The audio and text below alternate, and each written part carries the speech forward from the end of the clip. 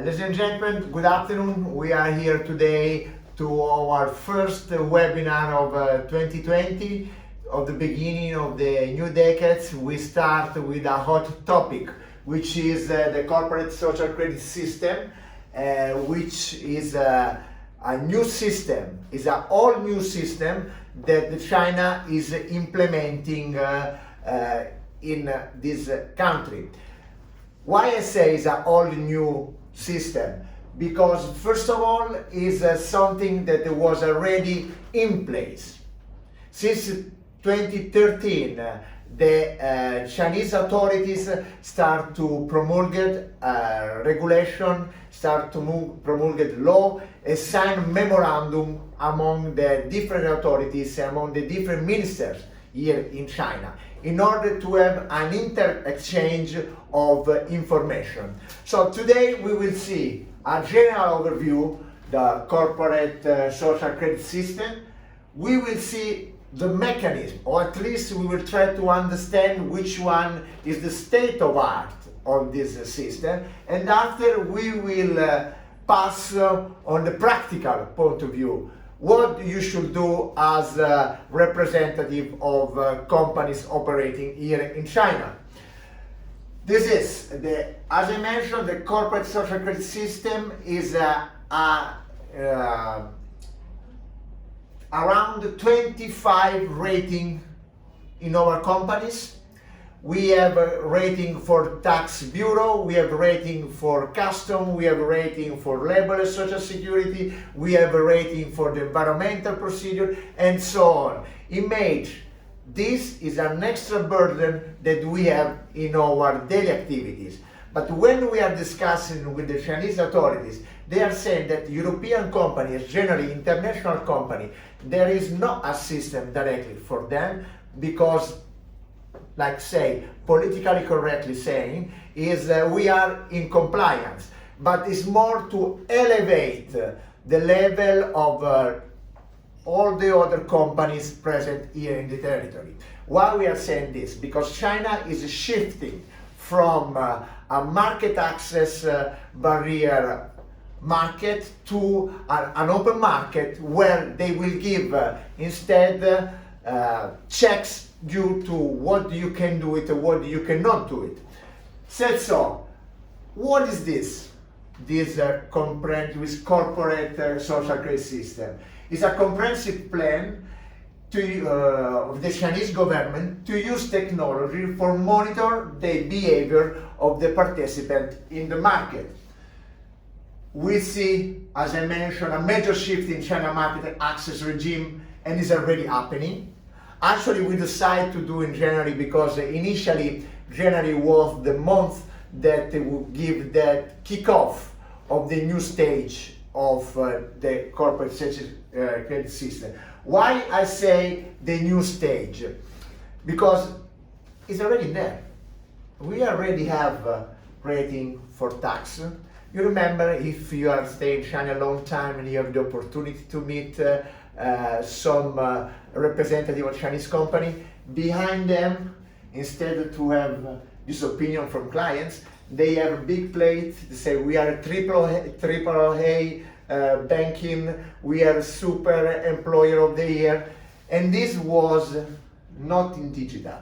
Now, with this new system, it's becoming digital because they want to integrate the material the company file every time at the tax bureau and the relevant authority with another system, which is the Internet of Things. In fact, we will have major companies such Huawei, such Alibaba, such Tencent, and even Vision Vera that will participate to this process. Vision Vera is quite interesting because it's a company that also make CCTV, so they can recording what is happening in the street, and is another plus to bring this system not only from the paper point of view but also on the digital point of view. Before was made region, province by province. Now the next step of the Chinese authorities is that they want to integrate all the database in a mega database.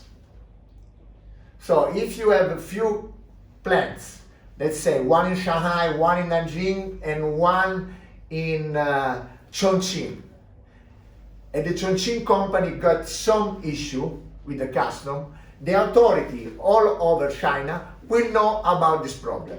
And this may create some other effect in the companies present here in China.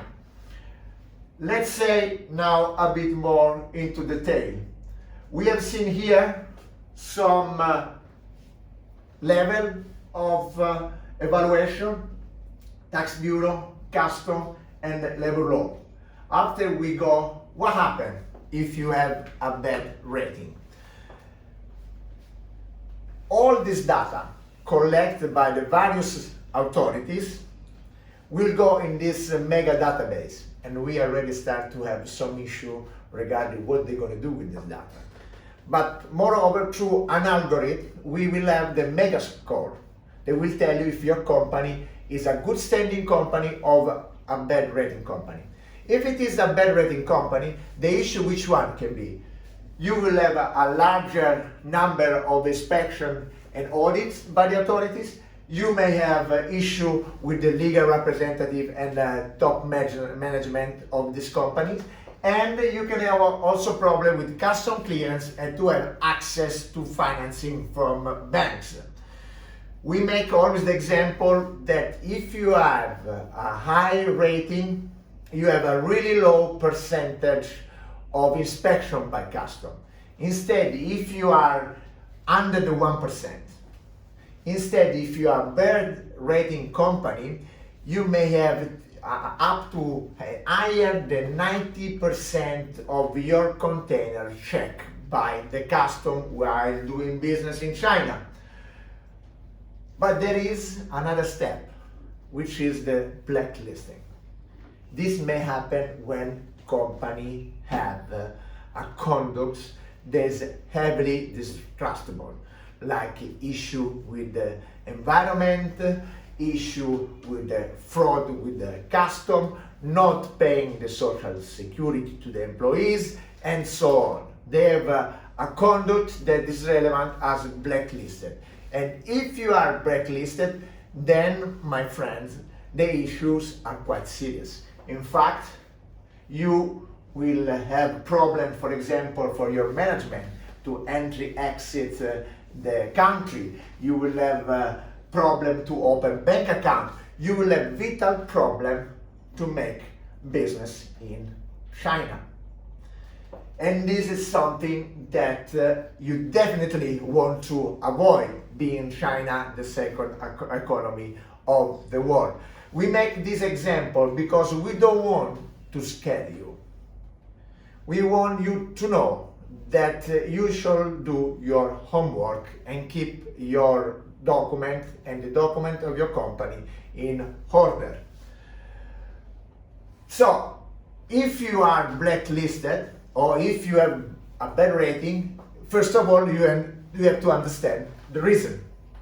Because once again, maybe you do business in one office, instead you have your business registration in another virtual office, and maybe the authorities came to the virtual office to do check and you are not there, and once, twice after with the relevant authority you may have issue, and when you are going to make some change of your company setup, you may see this is refused, and then you should engage with the Chinese authority to talk to them to understand which one is the reason, and in order to seek for remedies, talking to them.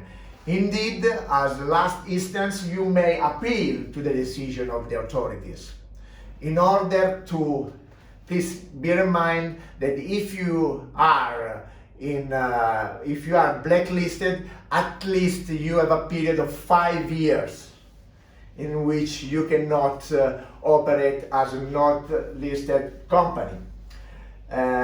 Regarding the said so, we would like to tell you now which one are the bad things. The other things is what to do.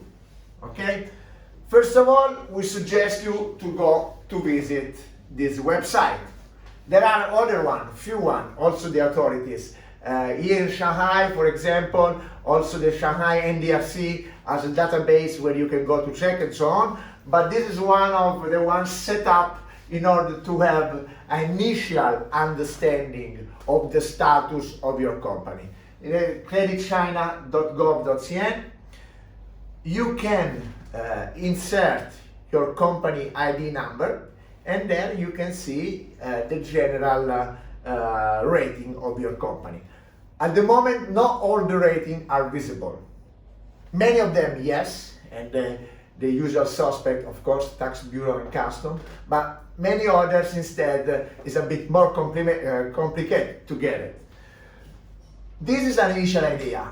Instead, if you have operation here in China, if you have multiple sites and multiple offices here in China, what do we suggest you to do, as mentioned before, is do your homework.